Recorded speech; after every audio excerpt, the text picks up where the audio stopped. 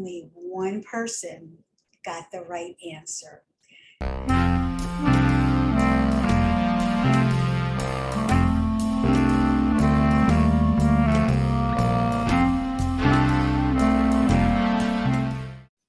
And action.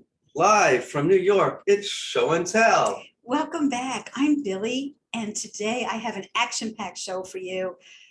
I'm going to catch you up on a lot of things. I haven't been alone with you without a guest for almost a month, so I have a lot of bits and pieces I'm going to try and hook together, and I think we should get started right away. So it is summer, and it would be nice to add more summer sweaters to my wardrobe. I am still hanging on to my V-Bag tee. I will eventually get back to this. I know I have to be a little more disciplined about rotating my projects so that I make progress on all of them and don't leave this dormant where I might forget about which row I'm on or what part of the instructions I'm at. I think I ended last in a pretty good place where I could come back to it and pick it back up. So this is still happening. I'd like to finish this so I could wear it for this summer. So normally I'm talking to you about vintage knitting. The sweater, the partial sweater, I should say, I still have things hanging everywhere, is from my knitting before I went or tried to go totally vintage. I've been working on this for a while. I ripped out several different sweaters, which I've talked about in the past, with this yarn. Oops, there's another thing not woven in. But I think I finally arrived at a situation with this pattern, the V-Bag tee, that I like. I'm going to stand up and show you where I'm at. I still have my needle in. The wonderful thing about knitting top down is that you can try it on. So before I had way too much fabric, now I've cut it down quite a bit. And also I'm going to keep on knitting until I run out of yarn, however long that may be. I finished the sleeves just so that I would know that that was squared away. I didn't want to run out of yarn there. The yarn is by Lang. It's called Splash. It's a tape. It's a cotton tape, and it has these little blips in it. And the blips vary in size and shape. The color even varies a little bit. And the spacing, there are parts of the yarn where there's wide spaces between them, and here they're pretty close together. So it gives this very interesting look. It's considered a self-striping yarn because it does create these sort of stripes. Anyway, it's a summer sweater, so I'm hoping to complete it before the summer's out. But I thought I would just bring you up to date on this because I haven't shown it for a while, and I am getting very caught up. I don't have that many whips. And another sweater that I'd like to have finished for this summer to wear and enjoy is the Slit Neckline. This is the one that I've been working with a knit-along group on, and they are rapidly catching up to me.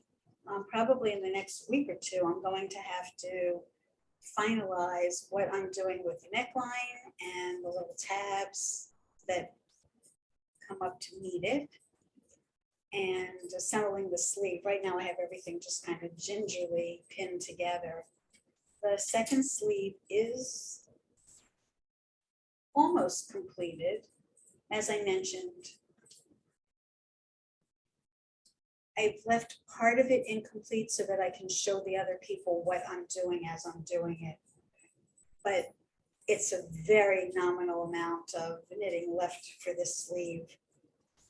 And I think this will go together pretty easily.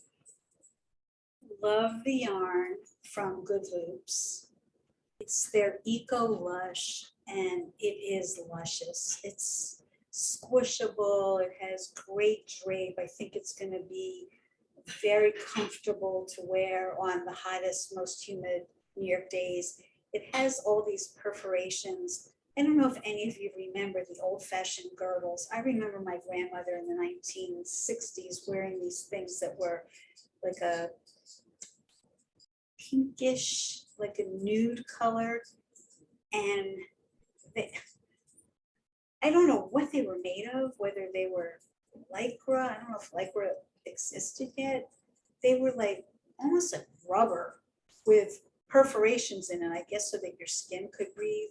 But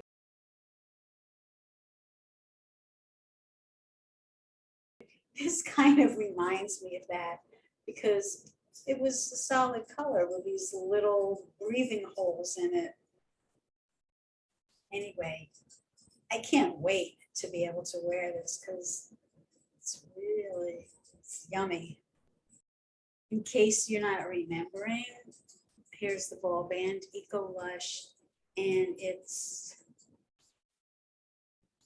40% bamboo viscose, 60% cotton. Fingering weight. And my colorway is called charcoal, even though it has kind of a bluish violet kind of tone to it. There's a hat for this, which when I finish the sweater, you'll see the hat. I do have an FO. So I will be back at some point wearing this with the rest of the group. So I didn't want to put it on for you today, but I'm really happy with how it turned out. When last we met, I was contemplating purchasing yarn for my new project. And remember, I devised a mnemonic for remembering this name that's so hard to remember. That was for me.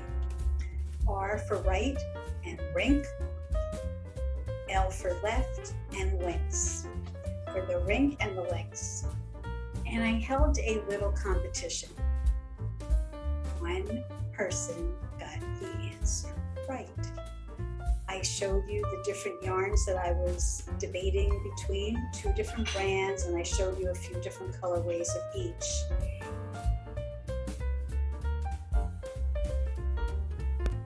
Right now, I'm going to run a little video of my unpacking of that yarn. I ordered this yarn on May 19th. It was at my front door on May 24th. And for those who guessed, this is the yarn that was in the upper left-hand corner. It has come all the way from the United Kingdom, from John Arbon. It's my first time ordering yarn from them, and provided I love the colors, I would order from them again. That was the most rapid service that any American could ask for. Certainly have it sealed up well. Always afraid to cut in lest you be cutting right through your yarn. That would be a nightmare. So a lot of you guessed A, B, and D. Let's see.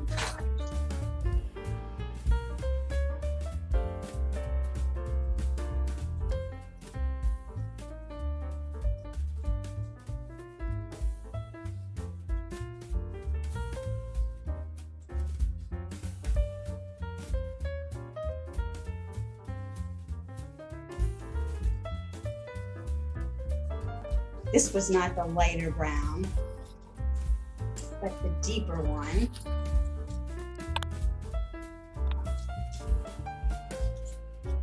Let's make sure that the mini skeins, they have a different pricing policy for the 100 gram and the 25 gram, and I tried to second guess how much I needed of each. So I went with the largest quantity. It's a good thing I was pretty good at math. The largest quantity and then a little bit of overflow. I'm going to grab the shoes and let's see how we did.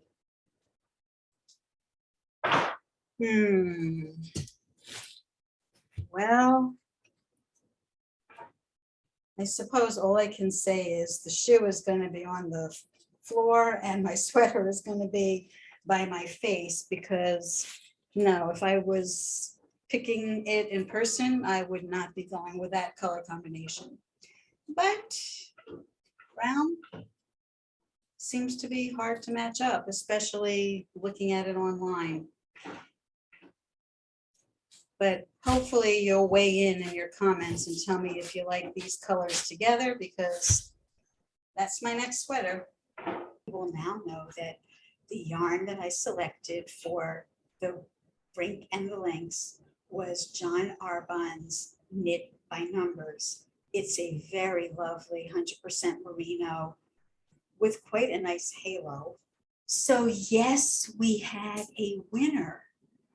The correct choice was the first yarn maker, the one that was on the upper left, and the letters were A, C, and E. Always have an ace in the hole. I'm sorry, if you didn't like that rendition, I'm going to leave a link below. You can go hear Ella Fitzgerald sing the Cole Porter tune, Ace in the Hole. Of course, I chose the letters ace. That was a big clue because in golf, an ace in the hole means you got it in one shot, poof. That's what we aim for here. Not always successful. Anyway, the winner, the one and only person to get this right was Dahlia McClintock. And wouldn't you know it, she's also originally from Philadelphia. So exciting to meet you and hear a little bit about you in the comments on that prior video about how you have also been to Óbidos, Portugal. How many of you have been there? Comment below. And you also have a hanky story, and the only way that you're going to know about all these comments is to go back to that video and take a look through the comments. I love when people comment, you know, and I answer every single one. So if you have anything that you want to add to the conversation, I hope that you will. I'd love to know what other people are up to, what their travels are, what their knitting is, if they're knitting vintage. Tell me anything. I'm so excited when I do hear from you. Congratulations, Dahlia.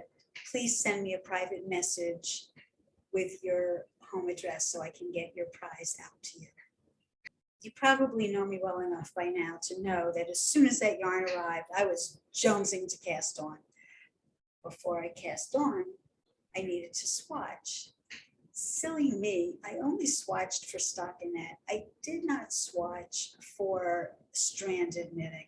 So when I started to knit, I'm getting a completely different gauge, but that's okay because what I did was I changed my needle size. In a minute, I'm going to show you my knitting, but I wanted to tell you that it's always a game of yarn chicken. It's always a crapshoot. I never know when I start getting into 2 and 3 colors if I'm ordering the right amount of yarn in each of the colorways.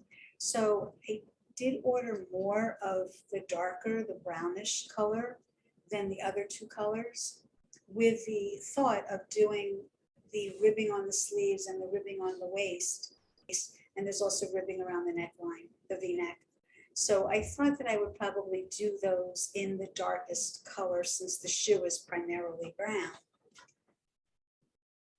But because I don't know for sure how much yarn I'm going to have, I thought I would like to save the ribbing for the last part of what I'm knitting. I had the idea of doing a provisional cast on, doing the back first, which is what the patterns usually call for, the vintage patterns. So I tried a couple different ways of doing provisional cast on, but it's 140 stitches. And if you miss one little thread, the whole thing is bollocksed up. I tried a couple of times and I got tired of it. So I thought, you know what, let me just do a regular cast on. And why can't I go back and pick up the stitches like we pick up stitches around the neckline? It's only going to be in the back that I would do that. So if it doesn't lay exactly flat, no one's going to be looking there. So I don't care so much about that.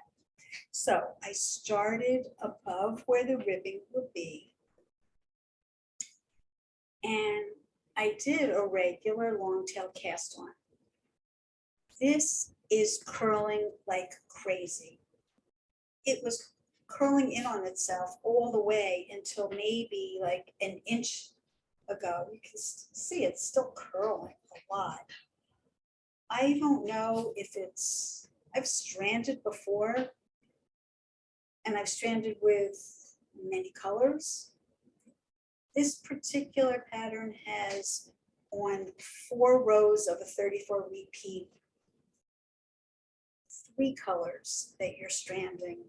And I looked on YouTube, I've hardly seen anybody with any kind of a system for doing that. So it seems like everybody kind of like figures out how they want to do that. I'm not sure if that's what's causing this to curl so much. I really can't say. All I know is that I started with a size 2 needle and it seemed too wide. So right away, when I saw that, I dropped down to a size 1 needle. And I thought, okay, in the lower part, this pattern doesn't have any increases or decreases. It's too complicated, I guess, for them to have done that. So straight up. But I would like to have it a little bit more fitted. So I thought, okay, it's okay if I'm on a smaller needle down here. I don't want it to be 40 inches wide at my waist. So I was on a size 1 and then I switched to a size 2 needle. And I'm pretty much where I want to be.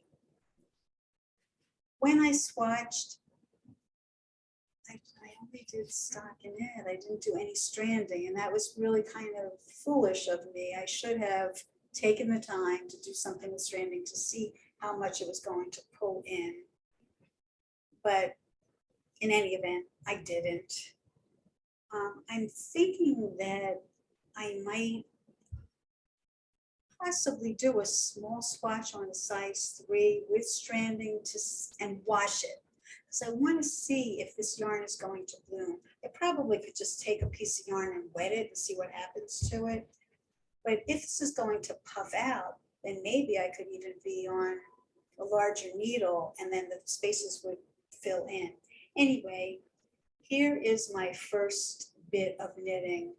It took me a week to do this much. Once I got in the hang of it, it has been going faster. There is no chart for this vintage pattern. I'm going to show you here a small snippet of the pattern.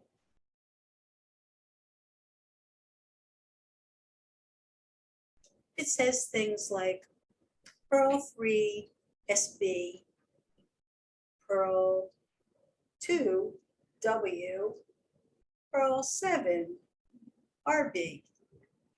The letters stand for the different colors, and of course my colors are not their colors. So those letters I have to drill into my head that SB, which was Saxe Blue, SAXE, is my red, and Royal Blue is my brown, and W, white, is my peach.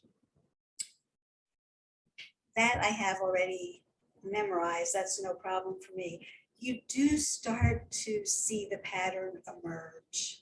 And I'm almost at the point where once I start with the right stitches, I pretty much don't need to look at the pattern. I can go across the whole row without looking.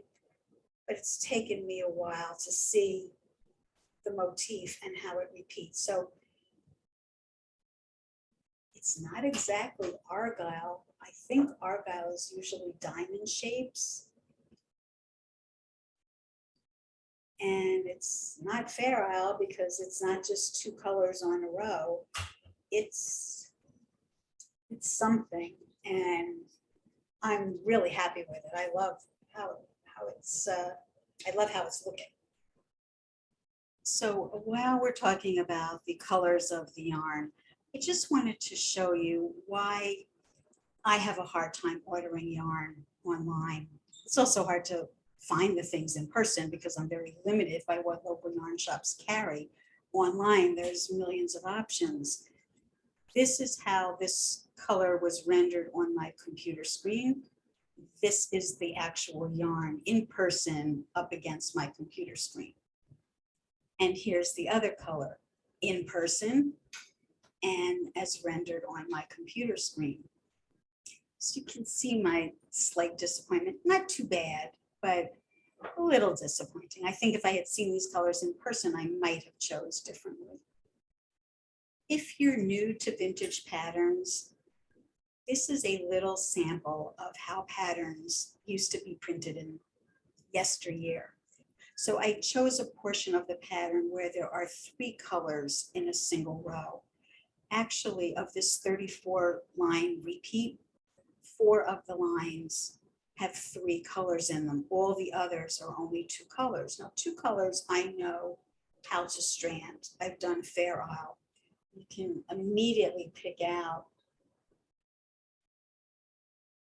where it goes haywire. In there, in there. So the rest of the time, the floats are rather straight across. It's very tedious, this pattern, because as you can see how it's written, yes, I could have put it into a chart, but I thought that's too much trouble. I don't have any problem reading this. And once you get into the rhythm for a particular row, it might be like 8 brown, 5 red, 8 brown, 3 red, and then I can sort of keep that in my head and go across the row. Some of the rows are a little more complicated than others, but at this point, I'm in the rhythm of it. I see how the pattern is progressing. I was afraid with all that stranding that it becomes a little less drapey. I love this yarn. I'd like to work with this yarn again, maybe in a single color, so that it could be really, really drapey, and I bet it'll be gorgeous. I love the whole concept of this knit by numbers because I think there are about 120 colors. So if you're looking for a particular shade, you can go a little darker, you can go a little lighter. It's just a wonderful idea. When I was trying to tabulate how much of each I needed, if I knew that I was going to need slightly more of one color than another, I ordered 100 grams of both, and then I added on some extra minis to try and bring me up. So we'll see at the end if I guesstimated correctly. Keep your fingers crossed for me. I did make a couple of little errors, and I just marked them with a stitch marker, and I'll come back and duplicate stitch over. Let me show you one down here. This was early on before I was really in the groove. So I have a random red sitting out here that was supposed to be over here. No problem. I'll do a duplicate stitch over this in brown, and I'll put a duplicate stitch over here in red, and I'll be back in business. Here's another one. Same thing. So I just mark them. But considering that I've done all of this and I only have 3 places where I have a little boo-boo, not too bad. It's very tedious, but I'm making very good progress. I think I can do about 1 inch a day, not too much. And you just can't work on this for hours and hours and hours on end. The stitches are tiny. And reading that pattern, it's a little bit more tedious than other things I've worked on, but the result, come on, how gorgeous is this gonna be? So I've been doing sort of like a late spring cleaning kind of a thing here. I had a couple of berets in my hat wardrobe that I wasn't particularly happy with, and I decided, since I'm in the throes of a fairly complicated project, that I wanted to put that aside and finish up a couple of odds and ends and then come back to it. So I'm trying very hard to be monogamous. I had been a monogamous knitter for a while, and then I kind of fell off the wagon, and I'm getting back on. Anyway, it's been bothering me that I had a couple of things that I didn't like how they fit, and I'll put a couple of pictures in here to show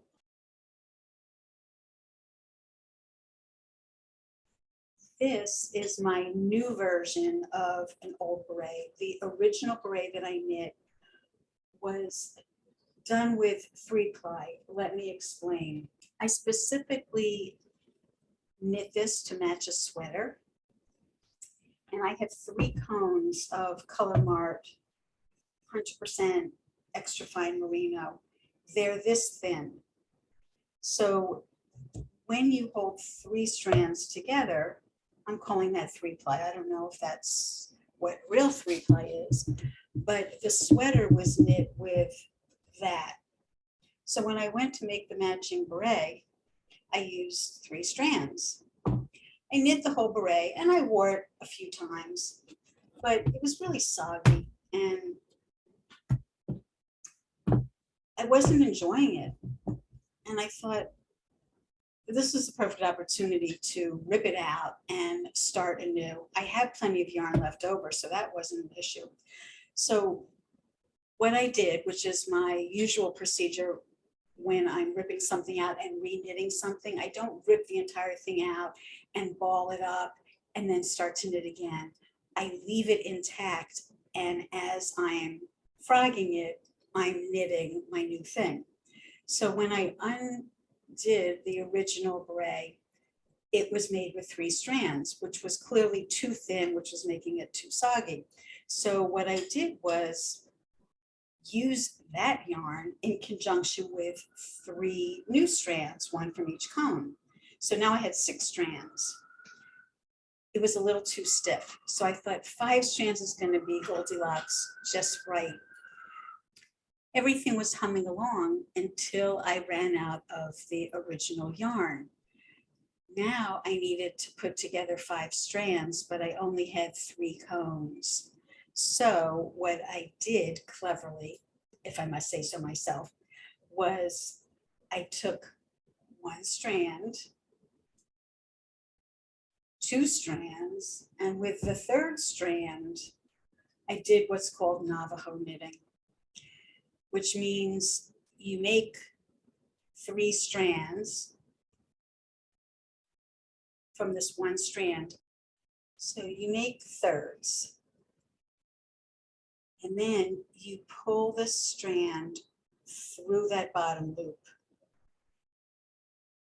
as long as you can go. Typically that might be arm's length or something like that. So you see I have 3 strands. When I knit down to the bottom of that, I have that loop again. I pull the yarn through that loop and I keep unraveling from my cone, and I can just keep making that longer. So now this whole thing is 3 strands. Periodically, there's that little joiner section right here. But when that's knit, you're not going to see that at all. So that's how I got to 5 strands again. And here is my new and improved beret, which has, I haven't blocked it, but it has a lot more body than it had before. And I think in the long run, I'm going to be much happier with this than I was with the old soggy one. That's beret number 1.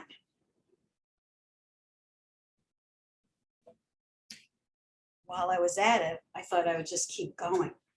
Also unblocked. This is beret number 2, also designed totally to match one of my sweaters. I had a beret before that was really kind of like growing and it would fall down on me and it was just too voluminous. So I tightened it up and I think come the winter, this is going to be a nice cozy little hat for me. You got to play with these a little bit to get the shape that you like. I use this technique by a woman whose YouTube video I found online. I'll put a link below in the show notes. She gives a formula for using any weight of yarn. You start with a little stem, like a classic beret, made in I-cord, and then you start increasing, radiating out until you get to a certain diameter. Then you do a section that's without increases, you just keep knitting straight, and then you start decreasing until you get to the rim. I'll put a link to her video. She's got a specific formula, and I'm pretty happy with the results. Previously, my favorite beret was this one, which is the Salut Cheri pattern by Sari Nordland. This one is knit bottom up. It's a little bit different. I mean, it's a leap of faith, because if this part doesn't really fit you well, by the time you get to the end, it's too late to do anything about it. And that's the part that's really very critical. If it's too big, it falls down. If it's too tight, you can't get it down where you want it to be. I'll put this one on just so you can see. I like this beret a lot as well, but she doesn't have a formula for, doing it with different weights of yarn. I suppose I could transpose it, but I'm really happy with this new method, so I'll probably keep doing that. If you've already subscribed to this channel, let me take an opportunity to say thank you very much. I want to give a big shout out to one of my subscribers, Colette Moolman of Qatar, originally of South Africa, who was kind enough to notice that my subscribers were approaching the 1,000 mark. She enlisted her sister and her mother to help put me over. Yay. So now I have more than 1,000 subscribers, which means that I am finally monetized. It's not such a big deal, but it is a milestone in YouTube land. If you are subscribed, let me say thank you so much. However, most of my subscribers do not receive notifications, and you are probably one of them. Here's why. Next to subscribe, there are 3 little choices. The top one is a bell with little ringers. You must go back into your subscription and select that bell. That will send you a little notification each time I'm coming out with a podcast. Now, because I'm an ex-corporate person who had a 9-to-5, very structured job, wearing a suit and pantyhose and pumps every day, I have gone to the other extreme. I lead a very unstructured lifestyle. Well, now I'm retired, but I set myself up in the past to have this kind of freewheeling. I can wake up at any time that I want and do whatever I want. That has carried over into when I podcast. It's not usually the same day of the week, the same time of the day. I'm just not that structured anymore. So if you want to know when things are happening here at Show and Tell, the only way that you will know about them is to select that notification bell. Do yourself a favor, check. You probably have not selected it. Colette, please privately message me with your snail mail address. I have a little gift I'd like to send your way. I've often spoken here about my love of travel, and it's really been painful that since the beginning of the pandemic, I have not left New York City until a couple of weeks ago. There was an unfortunate shooting in Philadelphia, in Center City, Philadelphia, just blocks away from where my stepsister lives. So I rang her up to make sure that she was okay, and she said to me, "No, I'm not." And I was like, "What's wrong?" I didn't think she'd been involved in the shooting, at least I hope not.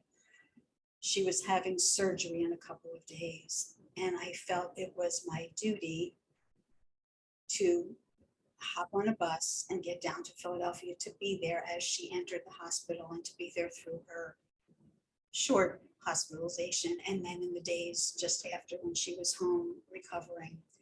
So I had plenty of time on the bus both ways to do some knitting. And while I was waiting for her 4.5 hour surgery, I was knitting the whole time. Unfortunately, I did not take the time, or I really couldn't carve out the time to go to a nearby yarn store. There's a shop very close to where the hospital was called Yarn Phobia. So if you're from Philadelphia, or if you're from that yarn shop and you're watching, I will try very hard to get there the next time I'm in town. You'll remember I discussed this handkerchief project that I want to do. I have ordered hydrogen peroxide and washing soda, which supposedly when combined act as a non-chlorine bleach. I want to try and whiten all these hankies up before I start working on creating that blouse. And I've thought about this project a little bit more. I think because these fabrics are old and probably a little fragile, they're certainly very thin. I thought I might want to put, not a backing completely, but I thought I might want to put some kind of lace tape in between that would have a little bit of stretch, because this blouse is not going to button down. I'm going to want to pull it over my head like the other white blouse that I showed you that I bought in Portugal. And I think it's going to need a little bit of give to do that. So I'm still thinking this through. It's a work in progress. I had been working on the Billie Bag when this new yarn arrived, and I quickly dropped this like a hot potato, especially because I started to once again play yarn chicken. I want to knit the straps, and I started to knit the little belt that goes around that will kind of buckle in the front, but I'm not entirely sure that I have enough yarn. I almost feel like I want to redo the front because the front is a little bit too drapey. The other parts I did with double thickness, so they're stiffer. And I think the front needs to be stiff as well. And I don't really want to put stiffener like cardboard or anything behind it. I think I do want it to be heavier, thicker yarn. Also, I wasn't happy with this panel that I was going to attach. I just don't think it's luxurious enough looking. I think it needs to be much more precision, and I'm going to want to re-knit that and make the edges really like sharp and crisp. Otherwise, I think the effect of having like a copy of a luxury alligator bag will really be lost. When my new yarn arrived for, I'm just going to call this R&L, it's too complicated. I couldn't believe how close the reds were. Well, in this light, they don't look so close, but if you were trying to match these, you probably couldn't get a whole lot closer without having them in front of you. So if I have red left over from this, even though it's a completely different yarn, this is really soft and fuzzy and this is not. I may work them together to get that double thickness that I'm looking for, but I really have to wait and see if I have any red left over from this. So I'm putting this in a temporary timeout. I will come back to it, just not right now. Not too long ago, I showed you this sprout had just popped out on this orchid plant. It's the first time that it seems like, hope I don't jinx myself, it seems like I'm getting close to having a Trader Joe's orchid rebloom. So these are starting to really look like buds, and it seems pretty healthy in this area. The leaves are not healthy at all. You can see they're leathery. This leaf, the newest leaf, was healthy for a while. It's still kind of firm, but it's starting to look unhealthy as well. And according to my new guru, the Black Thumb, this guy in California calls himself the Black Thumb. He's a really hip African-American guy who is another orchid whisperer. not me, I'm not the other one. My friend Linda is an orchid whisperer. He says as long as you have one viable root, you should be okay. And that's about all I have. I don't know if you can see it. There's a very, very small root there that is green. Everything else was like dried out or rotted out. Trader Joe's sells these in little plastic sleeves, and I killed enough of them to finally realize that it's probably not a good idea to keep them in the plastic. It keeps them too moist. So I slipped it out of the plastic sleeve. Now it's in a clay pot, and so far so good. I hope in the next couple of weeks that I'll be able to show you actually some beautiful flowers. Keep your fingers crossed for me. So you saw that little clip about the orchid, and I was all excited that it had sprouted a new stem and there were buds on it. And I was so very sure that the next time I saw you, I would have flowers to show. Not.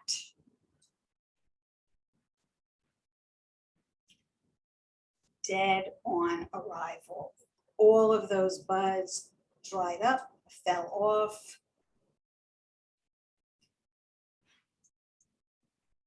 You know, not every story has a happy ending.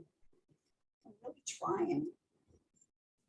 The last item that I would like to leave you with is a link down below to a video that was put out by Sirdar, the yarn company. It's a look behind the scenes, and it's a vintage piece of film footage. Looks like it's maybe from the 1960s. And I see the chemist in the laboratory. It reminds me of the lab where I used to go and visit my father. He was a chemistry professor at a local college, and sometimes after my high school day ended, I would drop into his class, and at least 1 or 2 days a week, he had lab after the lecture, and his lab looked like this lab. But there's a man in this footage who is using a slide rule, and I'm imagining that most people watching this have never seen a slide rule.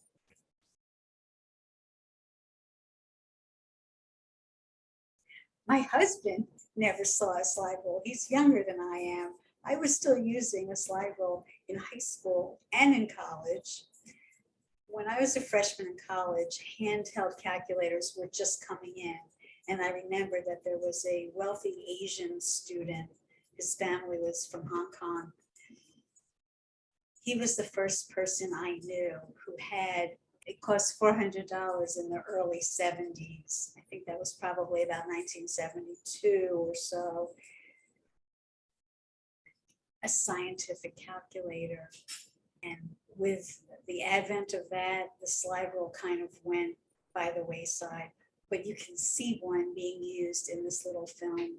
With that, let me say toodaloo. Thanks for stopping by. Pleasure to see you again. Put some comments down below. Any questions you want to ask me.